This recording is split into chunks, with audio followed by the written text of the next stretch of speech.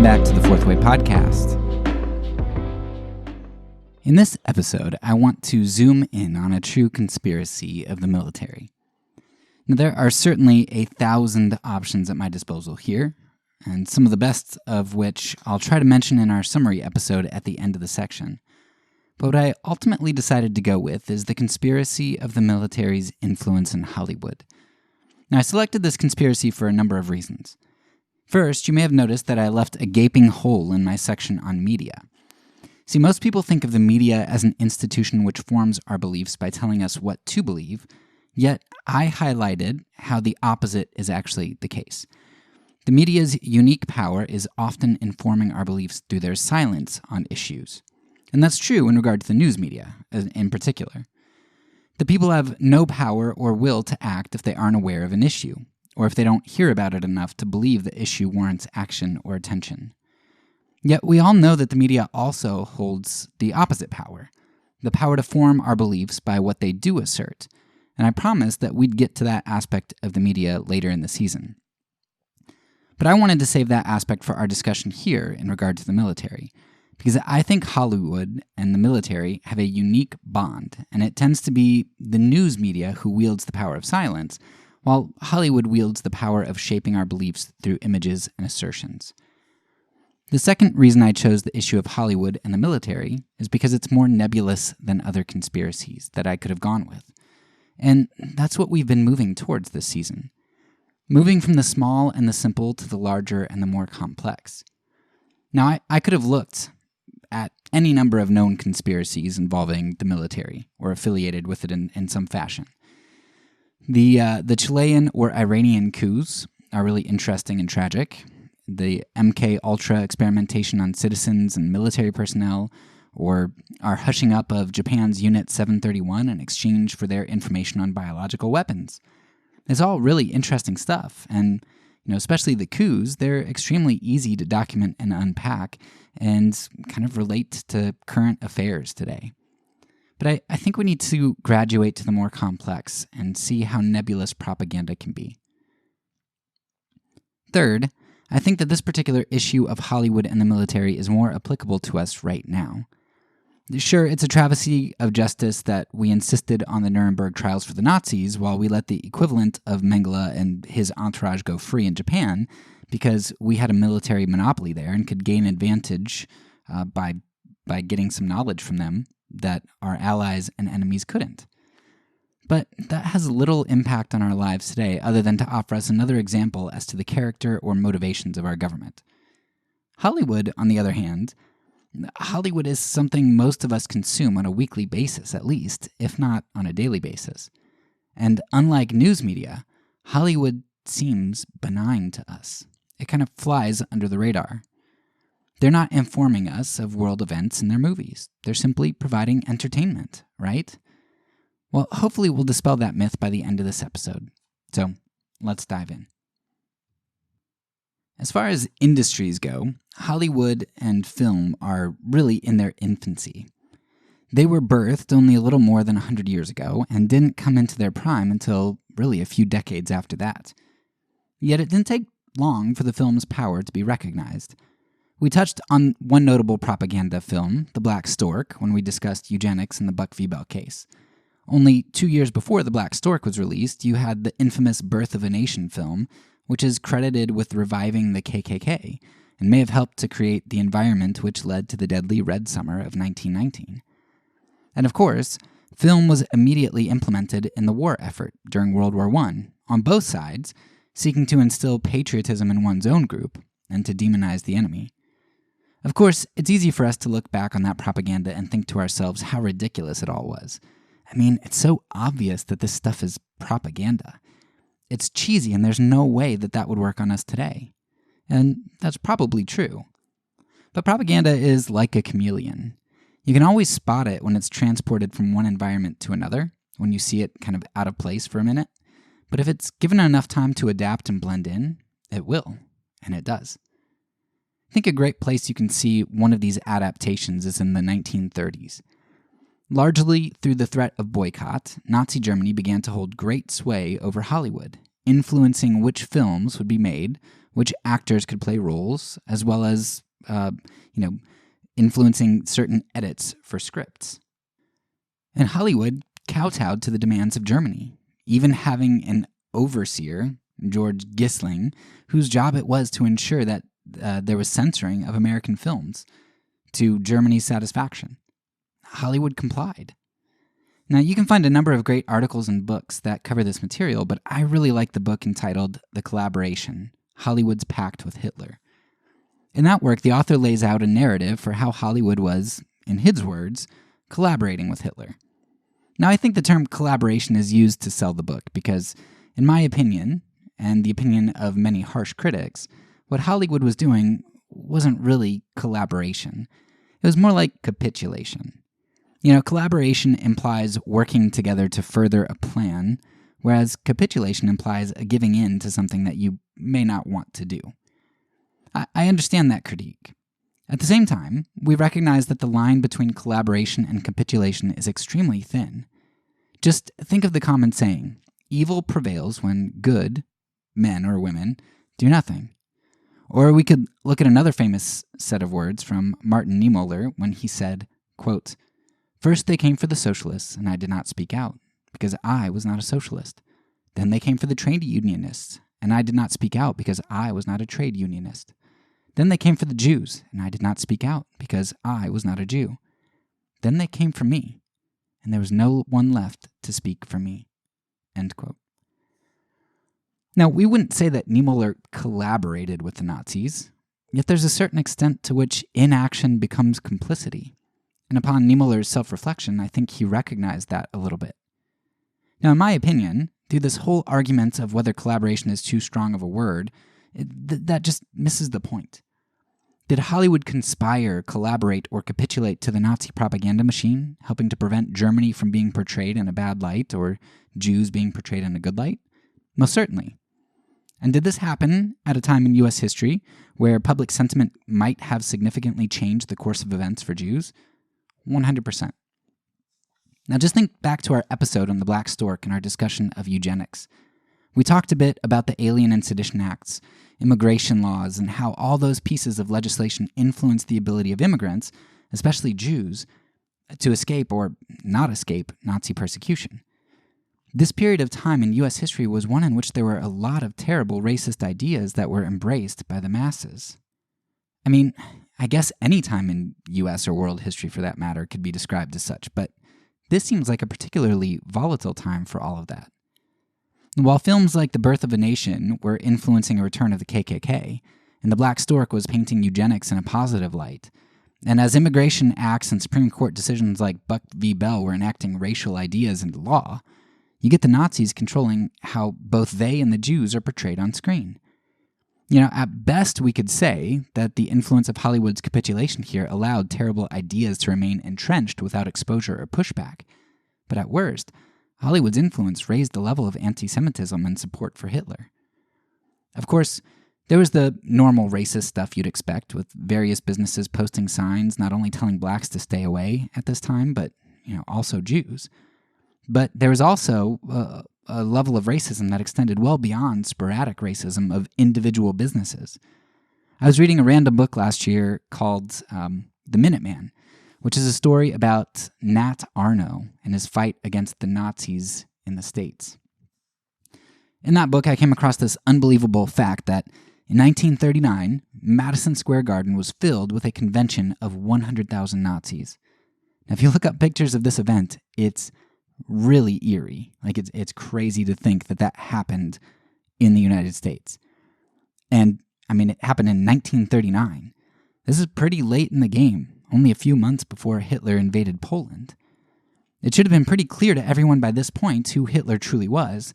And you've got guys like Dietrich Bonhoeffer, who had raised his voice against Hitler as early as April of 1933, 6 years before. Yet there were a lot of Nazi sympathizers in the States, as Germany was viewed in a good light and anti-Semitism was running rampant. And those two views maintained their status, perhaps even growing in part because Hollywood instilled and reinforced these concepts to the masses. Now, I just want to put a little caveat here because there are plenty who disagree with the book here, The Collaboration. And they push against this concept very strongly because they view Jews as victims and feel that criticizing Hollywood, an institution which was, and still is, composed of quite a lot of Jews, it's actually victim blaming. And I think that pushback is extremely misguided. Just because somebody's a victim doesn't mean that they can be complicit in certain ways. And it kind of reminds me of Hannah Arendt and her book Eichmann in Jerusalem, when she talked about the complicity of all kinds of groups of people. And then she also, she said that, man, these people were just like normal people. And she called it the banality of evil. Just, you didn't have these like psychopathic serial killers that, you'd be able to discern. It's just like they're normal people. But she got a lot of pushback from the Jewish community, like, well, you're blaming Jews because you talk about how it's because of the Jews that the Nazis were successful. Because Arendt was critical of, like, how are you all so complicit with this? Like, you went along with it. And, she, a Jew herself, I believe, was kind of critiqued for victim blaming when she's just trying to show all of the true things that happened and trying to figure it out.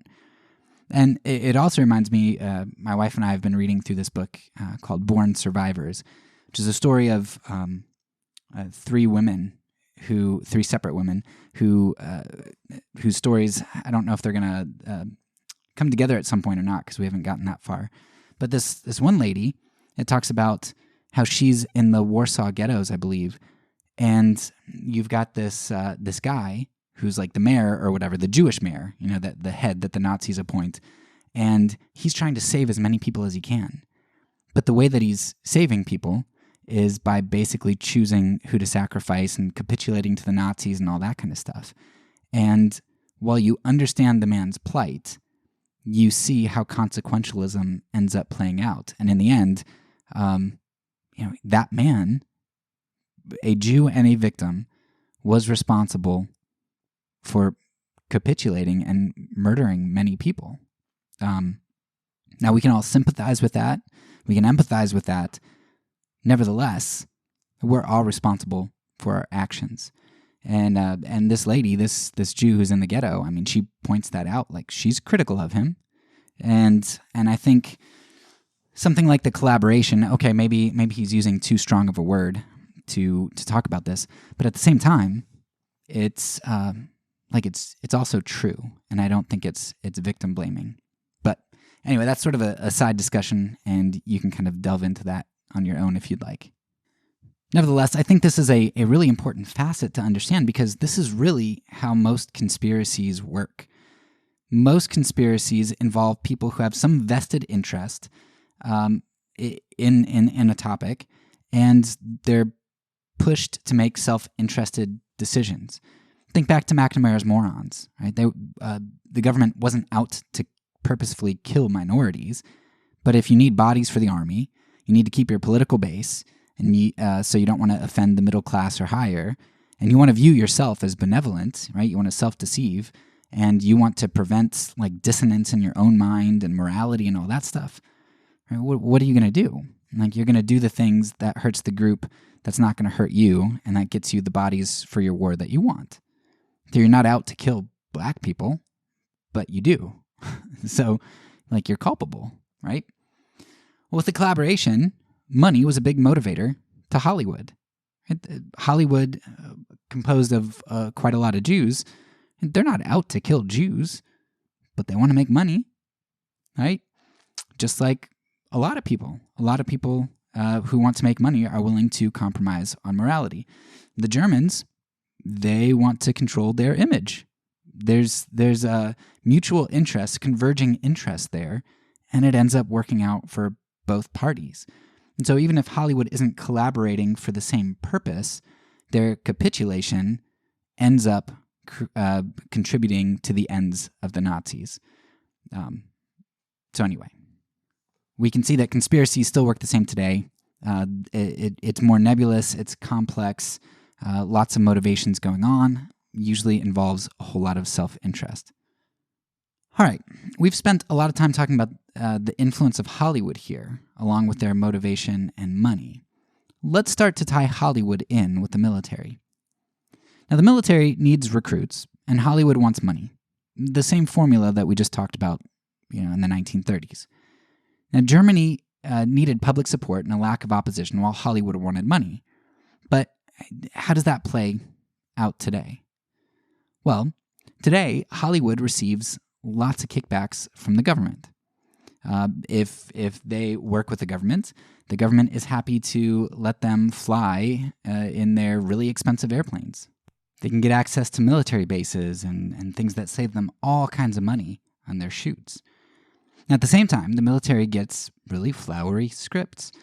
You can get lots of things taken out that would paint the military in a bad light and insert things that would paint the military or the United States in a good light.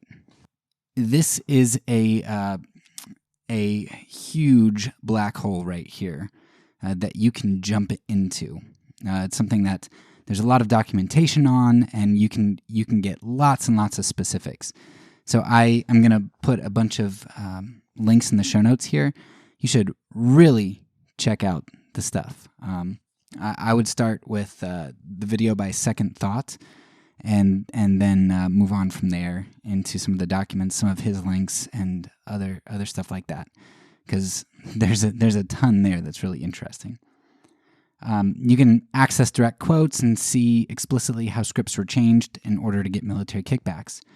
And of course, this makes sense from a financial capitalist point of view, right? It's an exchange of goods or services. Why would the military want to offer up free money to a film that was going to hurt them? But at the same time, we can recognize that not only is this a conflict of interest, since it's the people's tax money that's being used to fund Hollywood films, basically, but it's also the fact that a powerful institution is controlling the messages that we receive with our money. And this isn't just any powerful institution, it's an institution that wields the power of life and death, and an institution which eats up the vast majority of the tax dollars that we spend. Giving the wielders of life and death and the consumer of such a vast sum of money, giving them power over culture and beliefs, that's insane. The military, by default, wields power through violence, and their wedding to government also gives them the power over information. Now, the military has long controlled what information we as a public can know and disseminate, and more recently, they've controlled large swaths of information about each and every citizen through data collection. With the control that Hollywood gives the military gains control over charisma as well. Now, that completes the triumvirate of power that we've talked about this season and all the way back at the beginning of the season. This triumvirate of violence, information, and charisma. Those three things equate to power, and the military, with Hollywood, completes that triumvirate. So what is the potential result of all this power? Well, it perpetuates this myth of American exceptionalism or benevolence. It masks over American imperialism and helps it to look like we are the good force for the world, and it denies the injustices and evils of our imperialism. And we're going to see a little bit of this specifically when I do my interview with Dr. David Vine, author of Base Nation, who kind of uncovers this a little bit later too. There's also involved in this a failure to critique leaders and the institution of the military itself and to hold them responsible. We gloss over some hard, difficult things. And it also allows our definition of what are just causes and just wars to kind of be defined by Hollywood, who is a mouthpiece of the military. Now, I strongly want to recommend to you that you delve into the links I'm putting in the show notes here. Like I said, start with Second Thought's YouTube video because that's going to explain the situation really well and really succinctly. From there, branch out as you'd like. But this is a true conspiracy worth understanding because it's a conspiracy that controls the lives and deaths of many, and it's a conspiracy that continues through today. And while it may seem benign, because, Hollywood's just a form of entertainment, how damaging could that be? You need to recognize that some of the most dangerous things often come in the smallest, most innocuous of packages. Reminds me a little bit of Men in Black, right? Where he gets Will Smith gets the noisy cricket, and he's like, "This is a stupid little dinky gun," and it ends up being really powerful. Well, that's kind of how propaganda works here. It's not in the obvious packages that you have to worry about. It's when it comes in those innocuous ones, the ones that seem like they're harmless and, it doesn't impact me. Because it does, right? It's that chameleon, and it's adapted perfectly to get to you. You might be able to see through the propaganda way back in the day, World War I, but the propaganda that's around today isn't the same as it was before. It's adapted so that it can get to us. So hopefully you've enjoyed this episode, and it's whet your palate because it's only a scratch of the surface of this issue. That's all for now. So peace, and because I'm a pacifist, when I say it, I mean it.